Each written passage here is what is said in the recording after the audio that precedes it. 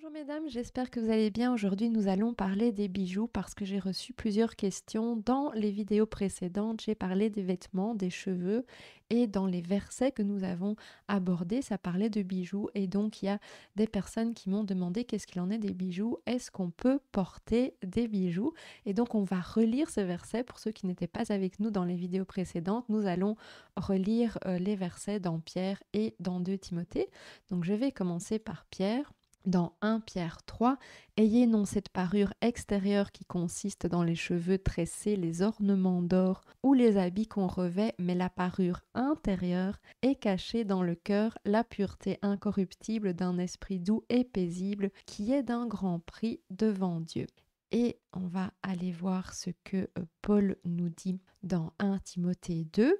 Je veux aussi que les femmes vêtues d'une manière décente, avec pudeur et modestie, ne se parent ni de tresses, ni d'or, ni de perles, ni d'habits somptueux, mais qu'elles se parent de bonnes œuvres, comme il convient à des femmes qui font profession de servir Dieu. Donc je rappelle qu'ici, Paul parle de la conduite dans l'Église. Donc plus spécifiquement, quel comportement on devrait avoir dans l'Église, et ces versets-ci s'adressent plutôt aux femmes. Ces textes, les 2 textes que nous venons de lire, n'interdisent pas complètement les bijoux. Le problème, on le voit dans les 2 textes elles-mêmes, c'est quand on parle de la beauté, c'est d'accorder de la valeur à l'extérieur plutôt qu'à l'intérieur. Dieu nous a créés belles, il ne demande pas de nous cacher ou de nous rendre laides, mais notre beauté vient de l'intérieur. Nous n'avons pas besoin de mettre trop d'attention sur notre apparence extérieure, que ce soit les vêtements, la coiffure, les bijoux. Donc ce qui est ici une tendance plutôt féminine de vraiment mettre son attention sur l'extérieur, ça existe chez les 2 sexes. Donc ici, Paul nous parle de la femme, mais c'est valable aussi pour les hommes. Évidemment, quand on met toute notre attention sur notre beauté extérieure, on va avoir tendance à être plus superficiel et vide à l'intérieur. Donc dans les versets ici dont parle Paul, il avertit aussi parce qu'à l'époque, les bijoux étaient utilisés pour montrer la richesse et la beauté extérieure. Donc il y a des femmes qui mettaient des perles dans leurs cheveux. On en a parlé dans l'autre vidéo, de l'or dans leurs cheveux, vraiment pour montrer leur richesse. Mais c'est pas pour ça que c'est seulement culturel et que là, ce verset s'adresse uniquement à l'époque, parce que le message est pour nous aussi, on voit bien dans la société actuelle qu'il y a une très grande importance qui est mise sur les apparences. Il suffit de regarder sur les réseaux sociaux, dans les médias. La beauté extérieure n'est pas importante dans les valeurs chrétiennes. Notre monde, en fait, surévalue la beauté extérieure.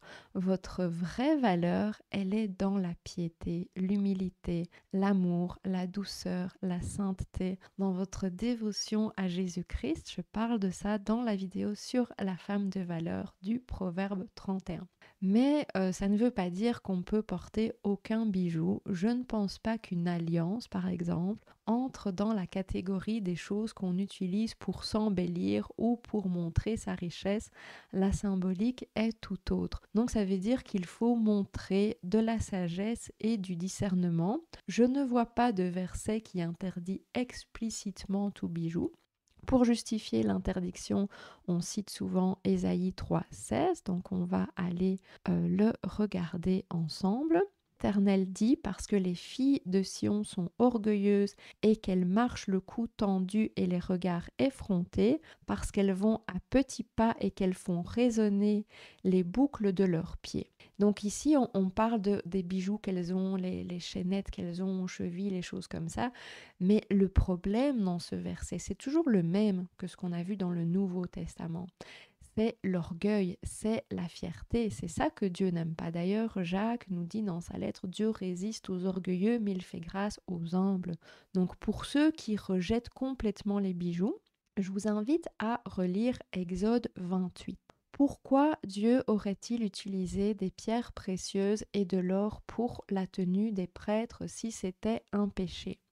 Et on va aussi aller lire ensemble Ésaïe 61, 10. Ésaïe nous dit: Je me réjouirai en l'Éternel, mon âme sera ravie d'allégresse en mon Dieu, car il m'a revêtu des vêtements du salut, il m'a couvert d'un manteau de la délivrance, comme le fiancé s'orne d'un diadème, comme la fiancée se pare de ses joyaux. Donc pourquoi Dieu comparait le salut à des vêtements et des bijoux précieux si mettre des bijoux est un péché en soi? Et nous allons aller lire dans Ézéchiel 16. On va prendre à partir du verset 11. On va voir comment Dieu parle d'Israël. Je te parerai d'ornements. Je mis des bracelets à tes mains, un collier à ton cou, je mis un anneau à ton nez, des pendants à tes oreilles et une couronne magnifique sur ta tête. Ainsi tu fus paré d'or et d'argent et tu fus vêtu de fin lin, de soie et d'étoffe brodée. La fleur de farine, le miel et l'huile furent ta nourriture. Tu étais d'une beauté accomplie, digne de la royauté.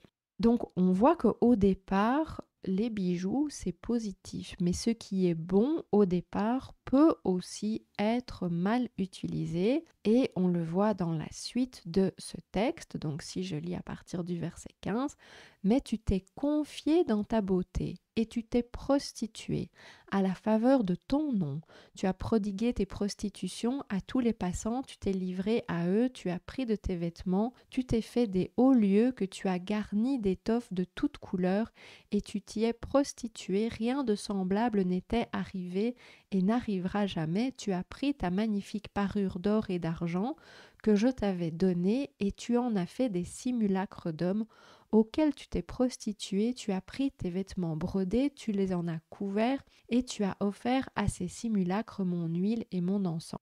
Donc le problème n'est pas les bijoux, et ici c'est symbolique, ça vient parler de l'idolâtrie.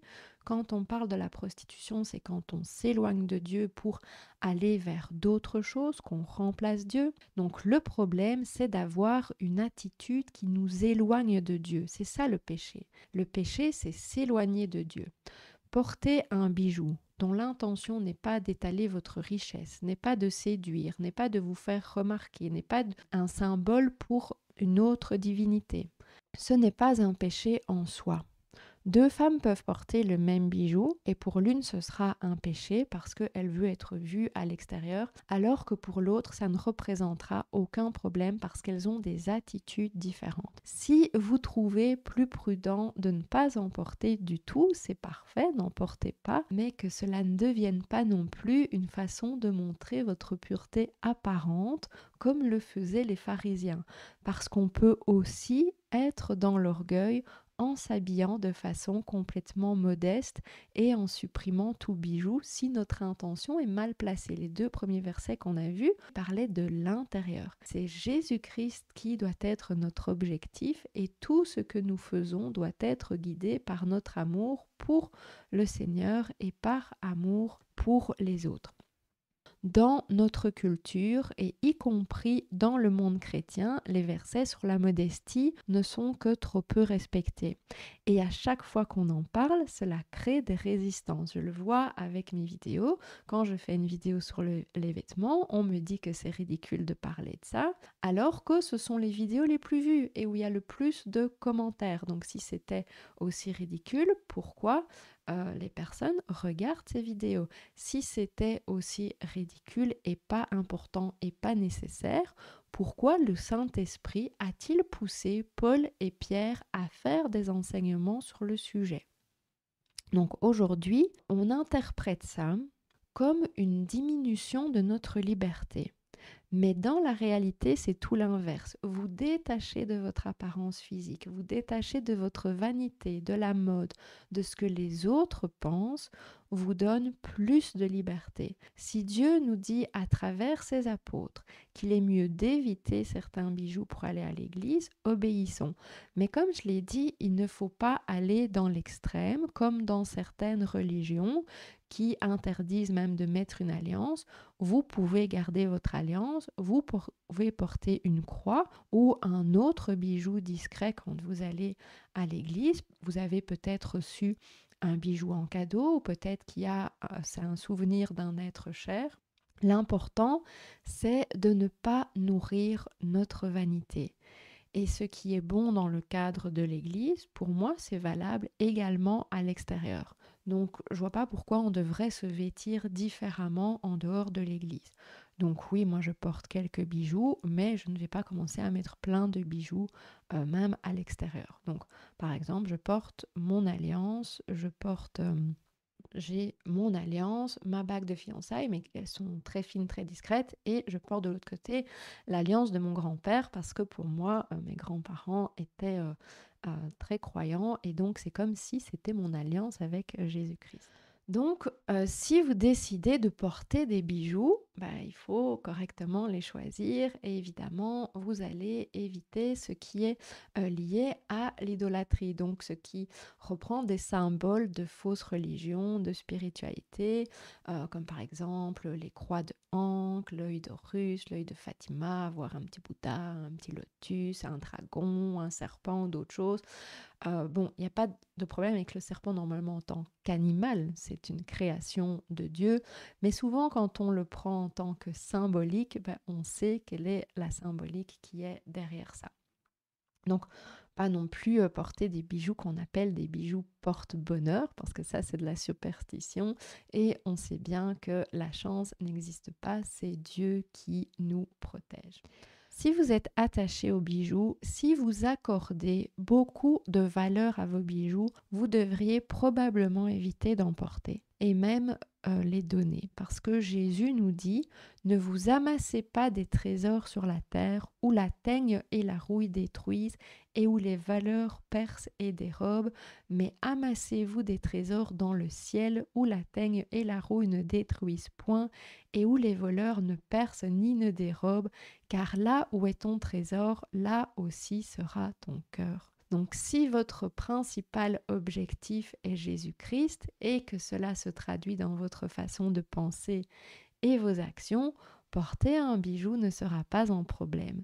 Et puisque vous n'y accordez pas vraiment d'importance, vous n'allez peut-être même pas en porter ou très peu. Donc ne faisons pas une règle générale à partir d'un ou deux versets. Donc pour résumer, le bijou à la base est plutôt neutre puisqu'on voit dans la Bible qu'il y a des versets qui sont positifs et il y a des versets qui sont très négatifs. On reçoit des avertissements des apôtres pour nous dire voilà de ne pas être dans l'apparence extérieure et de ne pas étaler ses bijoux à l'église. Si nous décidons de mettre des bijoux, faisons-le avec discernement et sagesse. Que le Seigneur vous bénisse. Très belle journée.